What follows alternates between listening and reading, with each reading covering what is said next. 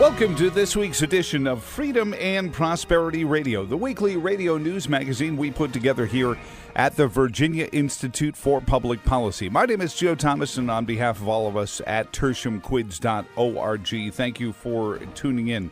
We have a great program lined up for you. Our first guest is the president of American Commitment. Phil Kerpen is back on the program. He's got a great piece about Senate Republicans blocking Trump appointments. Phil, welcome back to the program. I hope the holiday season, Christmas time, is getting very good for you so far.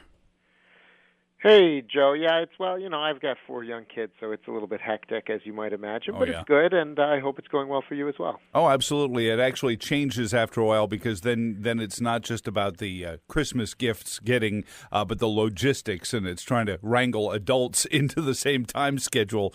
You realize logistics is an industry that's underappreciated when you try to get everyone around for Thanksgiving.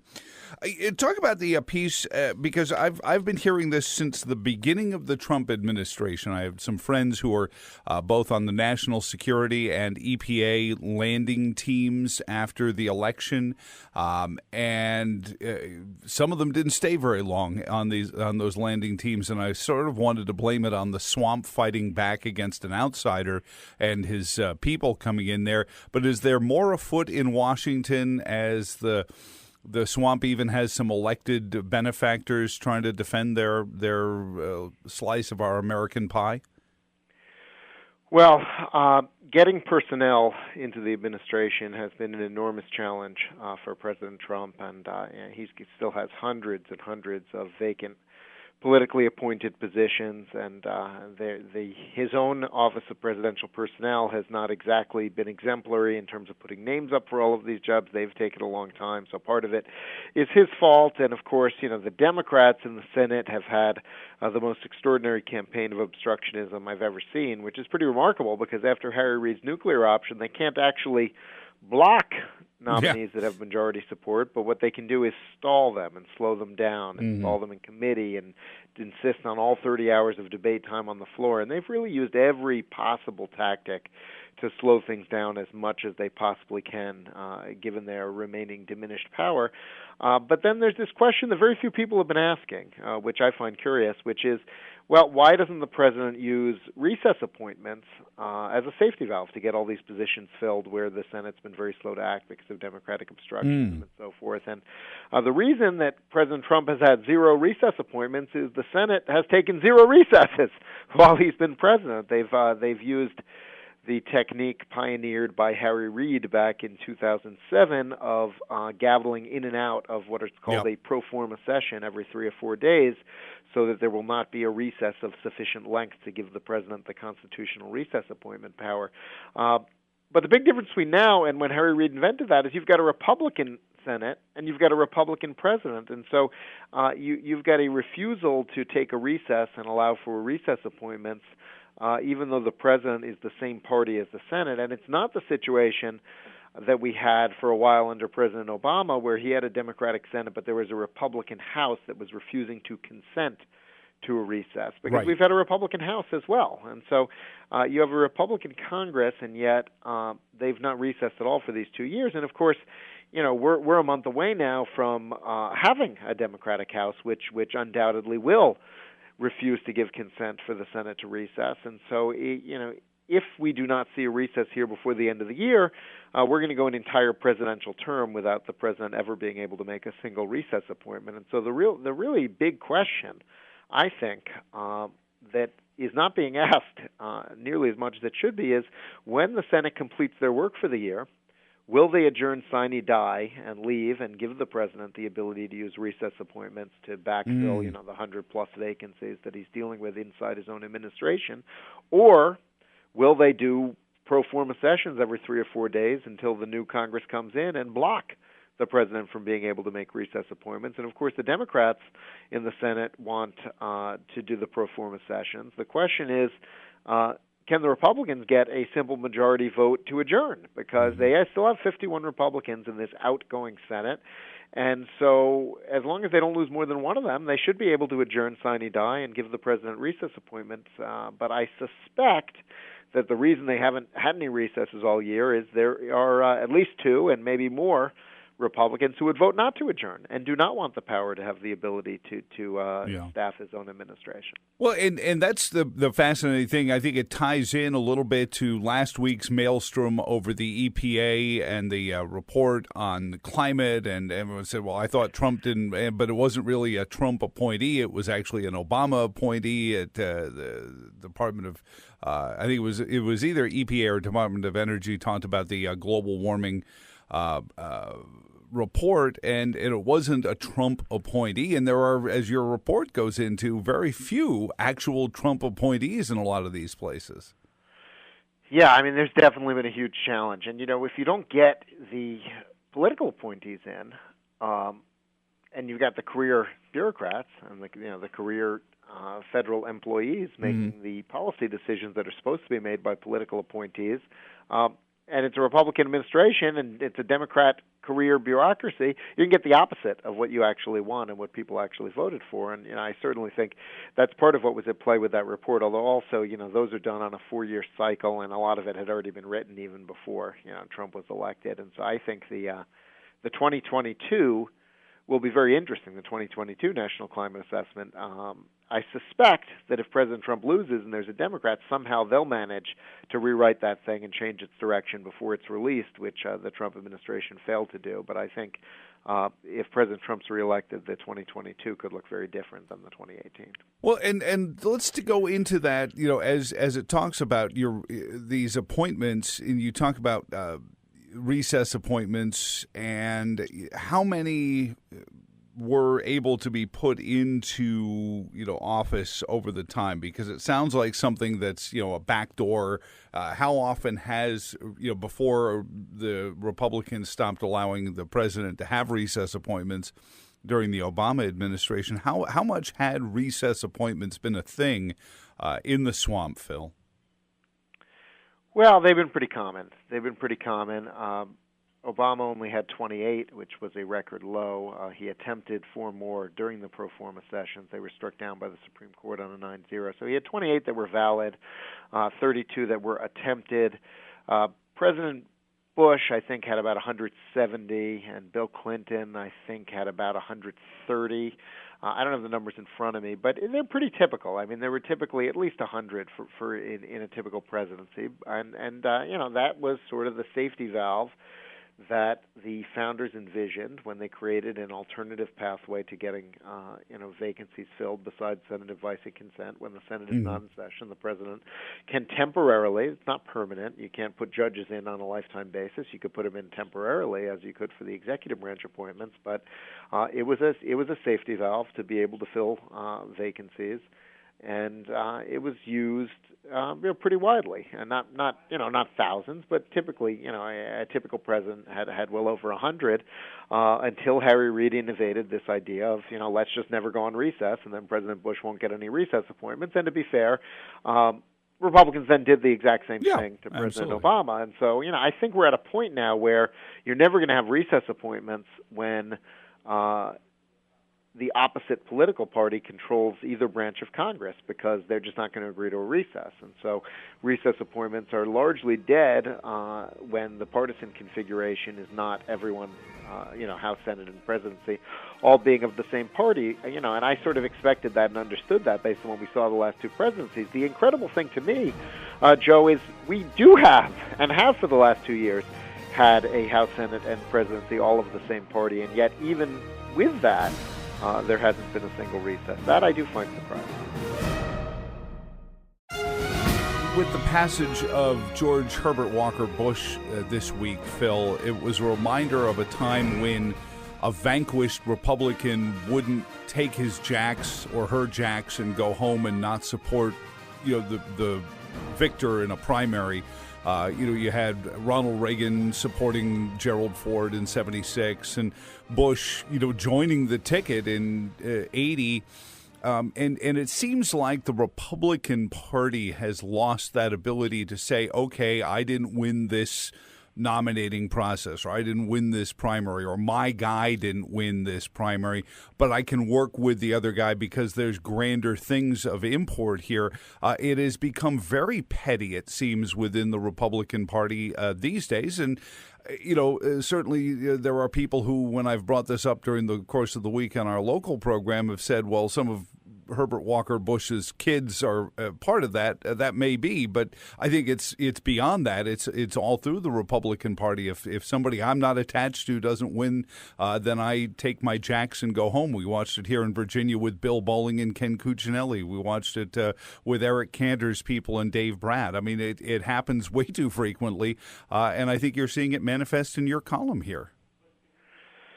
Yeah, it certainly looks that way. I mean, the strange thing to me, though, is because there's been so little reporting on this question, we don't know. We don't know if this is a result of, a decision by Senate leadership that there's just never going to be a recess ever again because they think as a constitutional prerogative the Senate should not allow the president to have that power. We don't know if this is a level of distrust between Senate leadership and this particular president. And we don't know if, and I think this is the most likely scenario, there just isn't a simple majority to adjourn because you got just a tiny number, two or three Republicans that are saying we're not going to vote for adjournment. But we don't know because nobody's been reporting on it. Nobody's been asking the questions, and I just find that very curious. Well, as you mentioned, it doesn't take an awful lot, but as we watch the changing of the rules in the Senate with filibuster, and as you mentioned, Harry, and it seemed like a good idea for them at the time, the nuclear option. Those rules also were meant to give advice and consent, but at least leave the room for the request to be made. And now we don't even see those being brought forth. We don't know who the president would appoint for some of these because it's just not happening. Yeah, no, that's exactly right. So what do we do to fix it? I mean, is it a matter of, the reporting? Certainly, I agree with you. But do we need to be after the new Senate Republicans to say, what are you going to do? Mitch McConnell, does he have to be queried on this? Does the president, who doesn't seem to be shy at all about coming out against situations that he doesn't find to his favor, have to launch a Twitter attack on this? I don't know. Where would you advise that we go, Phil? Well, I think the president would actually be unhelpful if he got too aggressive on this point because if adjournment becomes just a pure litmus test on whether the president ought to be able to sort of make acting Attorney General Matt Whitaker into the non-acting Attorney General via a recess appointment, I think that really hurts you with people like Flake and Corker who think they're protecting Bob Mueller, and it would sort of make it about that, which would be unlikely to yield what I would like to see, which is a sine die adjournment. And so I think it's I'm trying to figure out exactly what's going on. I think the push is to when the Senate can, we want to ask our senators, especially those of us who have Republican senators, and I don't, and I know you do not. Yeah. But really, we need to ask our senators, kind of nationally, ask our senators to adjourn sine die when they complete their business this month, and see who'll say yes to that and who'll say no to that, and figure out if there really is a vote counting problem here. Well, and I think now that we've been through two different administrations, and it was fun for the Democrats when it was a Republican, and now it was fun for the Republicans when they had a Democrat. Now we're starting to see sort of a calcification of the whole process, and maybe it's good. I think you and I have talked in the past, Phil, about the size of government. Anyway, it'd be great if some of these offices could just shut down if we couldn't get anyone appointed. Sorry, the whole department's done. Sign off on it. And let it go. I don't think Department of Justice would benefit from that, but I think part and parcel it exposes the size of government and how much attention it needs from an administrator, but also it shows that Congress is still grasping to some mistaken idea and perhaps miscasting its role rather than actually taking its advice and consent and being serious about it. Well, I mean, that's the thing, right? I mean, look, if the Senate has decided as an institutional matter, they're just never going to recess ever again. Presidents are not going to have a recess appointment power. That's all the more reason they need to actually process and confirm nominees and not have this massive backlog. And they really, I think whatever happens here at the end of this year, next year, they've got to cut the debate time down from this 30 hours per nominee to something like 2 hours. I mean, they've got to really be able to move more swiftly. We have so many people who've got their entire lives on hold waiting for this process that just takes forever, and that's not right. And it's not right from a policy standpoint to have all these positions unfilled, but it's really not right just from a personal standpoint for all these people who, you get named to something, you're ready to go into a job, and then you just wait and wait and wait and wait. It shouldn't be that way. Mm-hmm. And it also leaves the American people, and I've talked to Mark Warner about it. He talks in glowing terms, flowing rhetoric about, working for the American people. How does that pencil out when you're not even discussing an appointment over a department that has a lot of, sway one way or another over, whether it's a regulation or whether it's a prosecution, so holding these things up, they in soundbite land make it sound like they're doing this to the benefit of the American people that they represent, but I don't see how that pencils. I totally agree with that. I think, the whatever else is going on, the Senate needs to do a much better job of voting on nominees. Maybe they'll vote against some of them, but I think that overwhelmingly these are people who have support, and just the Democrats are just stalling and slowing everything down to try to hamstring this administration. And one safety valve for that would be if they could adjourn cleanly at the end of this year and let the president have recess appointments. I don't know if that can happen or not, but whether it does or not, they've got to do a much better job of moving these nominations forward. And Democrats who claim to be for governing and pragmatism and so forth, like Senator Warner, they've really got to answer for what their colleagues are doing when they're obstructing everything. Phil Kerpen is president of American Commitment. Find them online at americancommitment.org. Is this also, if it gets more reporting, and we'll do everything we can here on this, to show this issue of how many of these positions are undebated even. It also brings back to this, the size of the federal bureaucracy, and it's something that Trump campaigned on, wanting to shrink that in general. But if the Senate won't even, could that be part of why the Senate doesn't want to discuss this, because they're concerned that some of these departments are going to get radically smaller and perhaps even eliminated altogether? No, I don't think so. As much as you and I would like that, I don't really think that's even on the table right now. Well, it is, though, something that the American people are starting to sense, even with the economic growth there. Phil, you've covered an awful lot of administrations, and you've worked in the policy side of so many of these. Has there been an administration that has done so much with so little support? Even from, as you mentioned, a Republican House and a Republican Senate, it seems like, and without having to do a lot of executive orders either, it seems interesting to me that after a couple of years, the president has accomplishments, even though it's Republicans and Democrats seem unified to say, no, we don't want to help him out. Well, I think there have been tremendous accomplishments, but in large part, that's because of the president that he's following. I mean, he's following a president who did a number of really disastrous, economically harmful things, not by legislation, but through executive action, and that made it possible to reverse these things in the same way. And I think that's why you've been able to see, so many positives from the Trump administration in terms of economic policy. Of course, they did get landmark tax reform through Congress. The one thing they did get through Congress was quite enormous from an economic standpoint.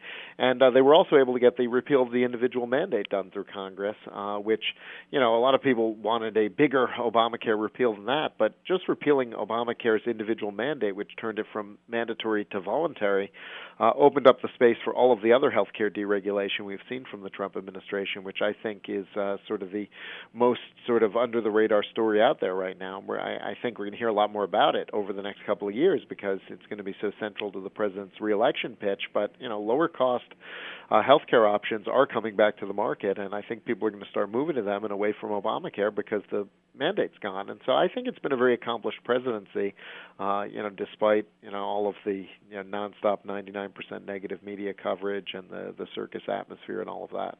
Well, and I think some of the circus atmosphere is actually driven by the media narrative to say, look at the circus, because that's what they want you to think is going on. And the circus, it's a fascinating period of time on top of a previous fascinating period of time. Phil Kerpen, thank you for everything you do towards it at the American Commitment, and there continue to read. What's next? Are you going to continue to be following to see where the Senate goes, or are there other things on the docket for AmericanCommitment.org? Well, we're watching this. We're watching this lame duck session that's happening right now. Pretty disappointed with how it looks like the Farm Bill compromise is shaking out. They're actually going to expand eligibility for non-farmers to get farm subsidies, and they don't have the work requirements in there. So that looks pretty disappointing. We're going to see what they do in terms of a big spending package. There's a high likelihood that might be something we would oppose if it looks as bad as I expect it's going to. So, not a lot of good news from Congress here in this final session. It's kind of a disappointing that they're not trying to pass any conservative priorities here before they lose Republican control of the House.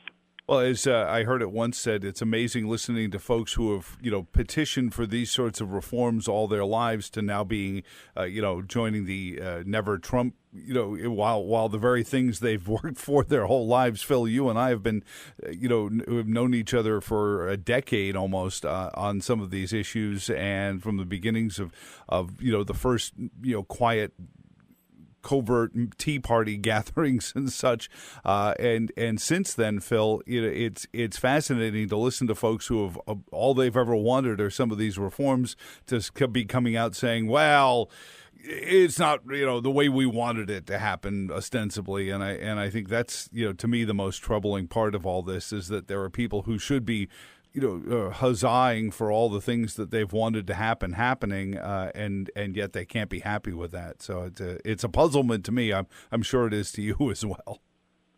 Yeah, well, look, I mean, the one area from a conservative standpoint that I think hasn't been great has been trade policy. But they're in this 90-day sprint now to try to get a deal with China. If they can actually get something positive done on that, I think the economy could really take off because the tax and regulatory environment are terrific. So we'll see. I mean, at some point, if they could resolve and stand down from the trade war, I think it's going to be pretty hard for conservatives to find much to disagree with this administration. But that's a big if because that has been a dark cloud. So we'll see what happens.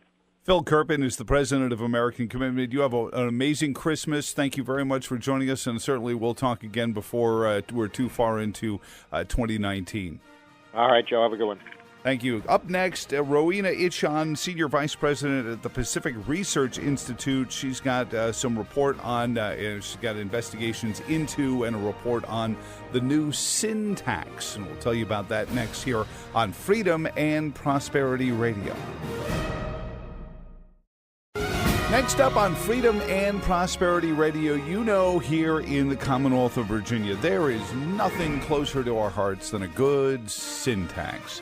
And joining us, of course, the debate will rage, and I know I'll get emails from saying they all are, Joe. But joining us from the Pacific Research Institute, where she is Senior Vice President, Rowena Itchon. Rowena, welcome to the program. How are you doing this holiday season? Thanks for having me. It's been wonderful so far. Oh, good, very good. She's got a column that we will link up on all of our social media and podcast platforms regarding the new sin tax. It is meat. And you knew they were coming for you. And Rowena, tell us what is behind this. Is this backdoor through the environmentalists? I remember about 5 to 6 years ago, the radical environmentalists were saying that you had to control the emanations of cattle and pigs, and therefore there had to be a climate tax on livestock, and it drove the price of meat in Europe through the roof. Oh, sure. Is this right. built off of that? Well, actually, this past November, this group of Oxford researchers put out a paper proposing that red meat and processed meat be taxed. And, of course, processed meat would be your salami and your bacon and hot dogs, so that we would all eat less of it.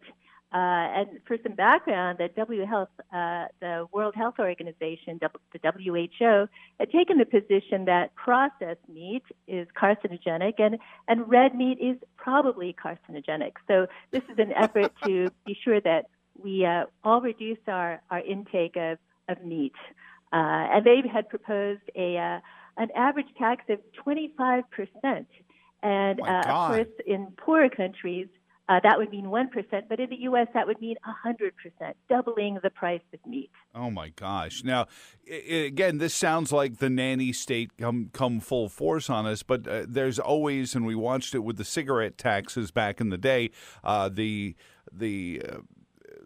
plausible groups that will go out and say, no, we'll tax cigarettes. And I remember the campaigns, well, if we increase the cigarette taxes, we will pay for everybody's health care. We'll make so much tax revenue. And, of course, it started to create less interest in smoking. It became too expensive for many people. People smoked less. And then they wound up not making nearly the amount of tax revenue that they had pitched on it. This sounds like the same kind of scenario. Like, we'll tax all this bad meat and we'll make enough money to pay for everybody's Medicaid expansion programs or something like that. And they, of course, won't do that. And then they'll be back after us for more taxes along the line. But is this another group of technocrats, Rowena, that just think they know better how to live our lives than we do? Oh, absolutely. On paper, they believe, after crunching all the numbers, that they believe that worldwide consumption of meat will decline by 16% and that we'd all be a bit healthier. But you got to remember, say if you didn't get that extra slice of meat because their family couldn't quite afford it, what would they turn to? They might have an extra dollop of potatoes, or they might reach for that ice cream. So there are substitution effects that wouldn't necessarily reduce, health risk in for people. So it's again another, as you say, elites trying to modify our behavior to fit what they believe is the right thing to do. Well, and Rowena, didn't we go through this with the fascination that I don't know how many miles are on your odometer. I know I've been around long enough to have seen them go after fat and, fat is bad because fat makes you fat, so therefore everything has to be non-fat, and then nobody bought it. So they said, well, all the non-fat stuff has to have sugar in it to make it tasty again, and then we got fatter because it wasn't the fat that was making us fat, it was the carbohydrates, and then they added sugar to everything, and so all these non-fat foods were actually making us fatter than the full-fat versions of them, and margarine, and don't even start. So, we've gone down this social engineering path before. Why are people still even talking about this? Well, it's we've got here in the U.S., we've got celebrities, who are really pushing for a lot of this.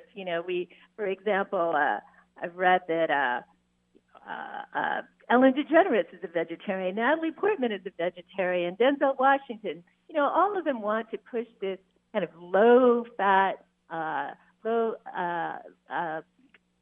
carbohydrate agenda that is really, scientists are proving, well, maybe that's not such a good thing. No. They're going back to old-fashioned, good protein, meat, fish diets, back when our mothers and fathers in the 50s, and we were all a little lighter back then.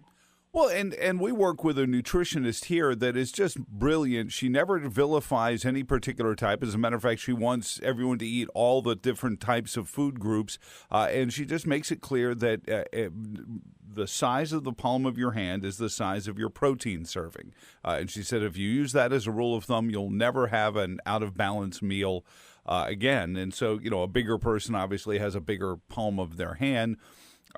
So it might be larger for some than for others, but this idea that there are villains on the food pyramid or the food plate or whatever the Department of Health is using these days, I think has always done us damage. And I'll be fully transparent. I am vegan. I started doing that when I was going through chemotherapy, never missed a day of work, and it just sort of stuck. But it's not political. A friend of mine is a hunter and brought me home some venison from the woods of central Virginia, and it was good eating because my wife said, you know what?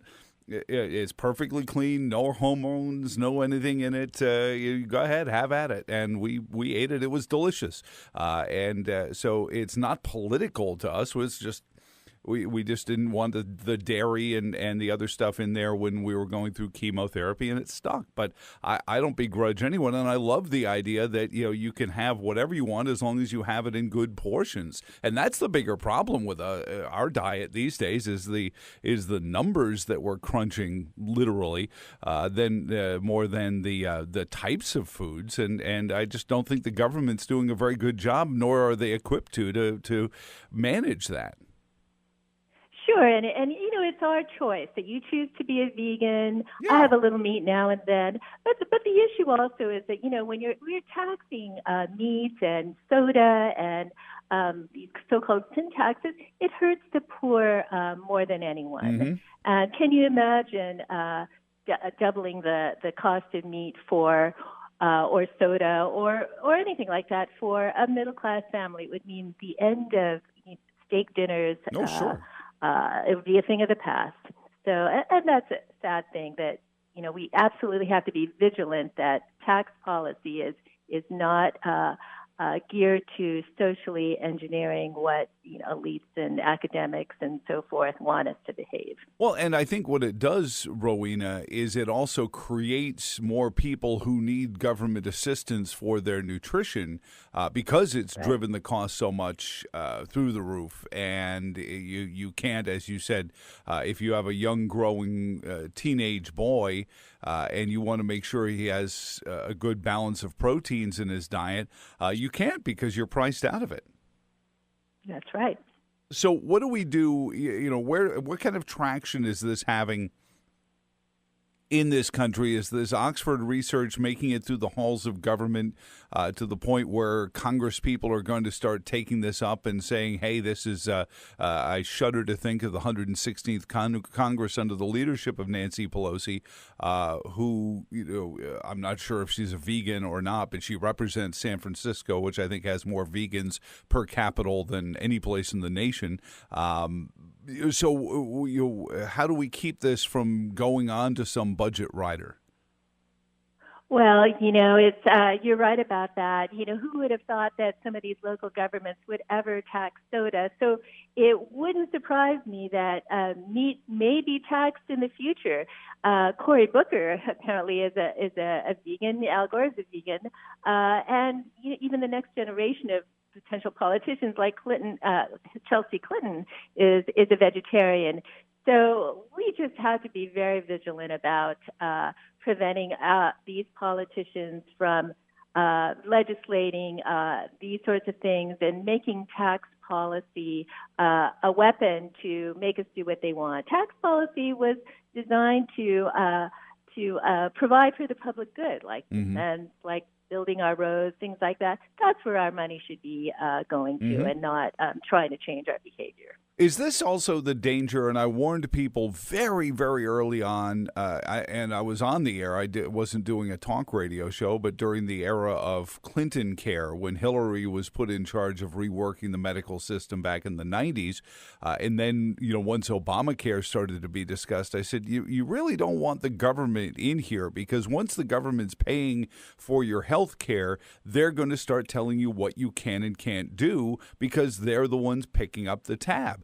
We see it in public housing projects where all of a sudden you can't drink soda and you can't smoke cigarettes because the public, the taxpayers are through the government paying for your apartment and those sorts of things. And I just don't think the average American realizes that there is going to be a subservience that comes to it. You're not going to be able to say, oh, I'm going to go pay the extra and get a steak if all of a sudden you're on government Medicaid expanded health care.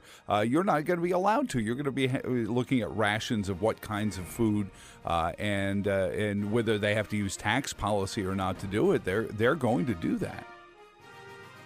Yes, I mean, the more government gets involved in our health care, in what we do, they're going to be able to dictate how we do it. So we all have to be very careful about it. You mentioned Cory Booker is one of the rising stars on the left, and some of the old guard out there. as well. Have you, and looking at the construct, we haven't seen what some of the 116th Congress's committees are going to look like, Rowena, but is this something that this Oxford research has already populated D.C. with, and that there are people that would consider this or have even mentioned something like this yet? Well, it's actually not a good idea. Some liberal groups have been putting out this idea for a number of years. So I don't know if it'll come up in the next Congress, but it could come up locally. The soda tax came up, was passed in Philadelphia. It's passed here in our home state, Berkeley. So it might start locally as well. Might start with state government. So it doesn't have to be a federal issue. So we could see this in Virginia if we're not careful. We have a statewide elections coming up in 2019. We could see people even running on something like this. Yes, if you can believe that, it's possible. Well, who would have thought they would have taxed a bottle of soda? I know. So at the end of the day, is this really somebody's concern for our diet, or is it the government's concern for not getting enough tax revenue? I remember a couple of years ago the statement, "We don't have a taxing problem, we have a spending problem." We became very popular. Is this just the gluttonous, to use the phrase intentionally, appetite for money that the government doesn't want to be judicious in how it consumes? Oh, sure. I mean, as an example, if you look at California, we've got a surplus. We've got a surplus in our state, and yet the legislature is coming up with all kinds of taxes for all manner of things. And it's not just about that the budget of various states is declining in any way. For as an example, California's got a big fat budget, a huge surplus, and the incoming legislators are ready with their taxing schemes. Here in California, of course, single payer is going to be a big issue. We've got a new governor, Governor Newsom, and our legislature. We've got a one-party system in Sacramento. Oh, yeah. They'd love to bring single payer to the state of California. And when you look at California, and give us a feel from California as the impact of some of the programs that we here in Virginia look at and go, "Oh man, how could they do that?" Yet at the end of it, Jerry Brown announces that he's going to bail out Pacific Gas and Electric for, from what I can tell, even admitting that they're probably culpable for the Camp Fire. But yet, they're going to go, and the government, even despite their loud noises about being environmentalists, they'll jump into bed with a big electric utility. But yet the average Californian seems like they're just either the makers or the takers, and the makers are getting smaller and smaller, the numbers of them anyway. No, that's absolutely right. And people often don't realize this, but California has the highest poverty in the nation. People think of California as, these Silicon Valley multimillionaires, but there are many poor people in the inland areas, and say what Sacramento is doing in terms of their emission standards and so forth is really legislating poverty among the poor people in terms of their energy costs and other issues like that. And so, don't do what California does. And by the way, I love Virginia. I lived in Alexandria for many, many years. And it's a beautiful state. And it's a great part of the state as well. But we see pictures from San Francisco, and it seems like California is creating all these poor people and yet doesn't have a plan to do anything for them. So they're sleeping and other things on the streets. They're having their bowel movements like wild animals on the streets of San Francisco, and to the point where it's a health crisis and nobody knows what to do with it. So it seems like nobody in Sacramento said, "Hey, we're going to make a lot of people really, really poor. We should think about this, and what are we going to do about it?" Yes, I mean, San Francisco is a disaster, and it's actually the homelessness problem is all over the state. Even here in Los Angeles, where we live, we have encampments where there are lots and lots of poor people living in tents. And as you know, we have a tremendous housing unaffordability problem here in the state, where a starter home is $1 million in some parts of the state. So it's keeping a lot of families from having places to stay, children in schools, sleeping on couches here and there. It's a tremendous problem. And part of it is, of course, our regulations in keeping housing prices high and not building more housing units thanks to regulation in Sacramento. I was reading a report that one of the Silicon Valley companies, it may have been Google, is now offering as a compensation package a modest salary but a home included. And it reminded me, my in-laws grew up in mill towns in Scotland, where if the breadwinner, the mine worker or the mill worker passed away, the wife and the kids got kicked out of the house because that was for an employee of the mill. And I worry that we're creating the same. We've gone full circle in a century, and now just instead of mills and mines, it's search engines and processor companies that have become the new mining towns, and they're offering this, but that creates even more poverty if somebody loses that job. Oh, sure, and it's not, it's middle class families. For example, I left San Francisco because Sally Pipes, our CEO, said we're opening an office in Southern California, and I jumped at the opportunity. And my rent in San Francisco, and I was in a little Victorian flat, was, I thought, very expensive at $2,700. But the moment I told my landlord I was going to move to Southern California, he raised my rent. He raised rent on this place to $4,500, and somebody snapped it up even before I left the apartment. Per month. This is less than 1,000 square feet without parking. Oh my gosh! It was really something. Oh my I gosh! couldn't afford to live in that place. I want to sleep on the street and have bowel movements there. And at some point, somebody's going to start renting those squares on the street, saying, "Well, that's $500 if you want to stay there," because it's now. Is there a restriction on housing, or is it just the property taxes and things like that are so high that the housing is just gone unaffordable? Because we see some of that here in Virginia, where restrictive development policies have created such a dearth of usable real estate that it just forces the market into high prices.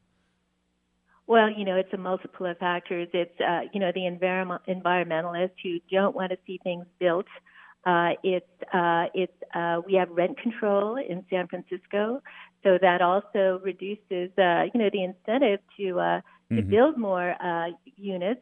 Right. We've got a lot of factors happening in the city that is driving regulation, of course, that's driving rents high, and it's just too bad because it's really a beautiful city. Oh, it's a great city. My parents met in San Francisco. My mother worked for Crocker Bank for many years, and my dad worked for McCormick Spices. That's where they met in San Francisco, and it still is a beautiful city. It's just not run that way. What about the conservative mind in California? I mean, this is the home of Ronald Reagan. At some point, have they just overplayed it, and are conservatives on the uprise in California? Because I wonder if these things, you get so far to the left that the right start, the conservative mind starts saying this is crazy, and people that were in the middle start realizing, hey, maybe conservatism was correct all along because we've just made things worse.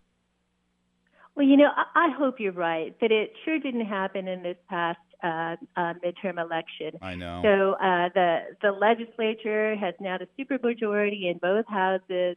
I think Governor Newsom is even more liberal than Jerry Brown, if you can imagine that. So it hasn't happened yet, unfortunately. And how far we have to swing to the left, I'm not really sure. But we're always hopeful, and here at PRI, we're trying to fight the good fight.